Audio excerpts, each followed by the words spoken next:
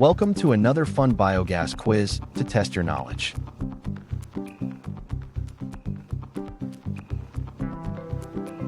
What is the ideal carbon to nitrogen, C, in ratio for optimal anaerobic digestion?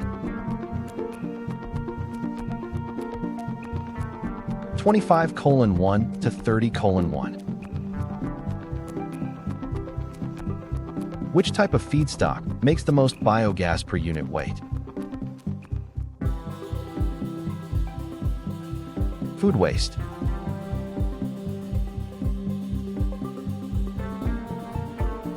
What is a common agricultural waste that can be used as feedstock in anaerobic digestion?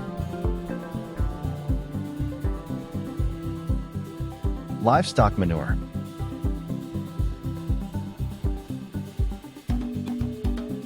What type of waste is sewage sludge primarily derived from? Aerobic wastewater, sewage, treatment processes. Which of the following should not be used as feedstock in anaerobic digestion? Heavy metal contaminated materials. Thanks for playing. See you next time.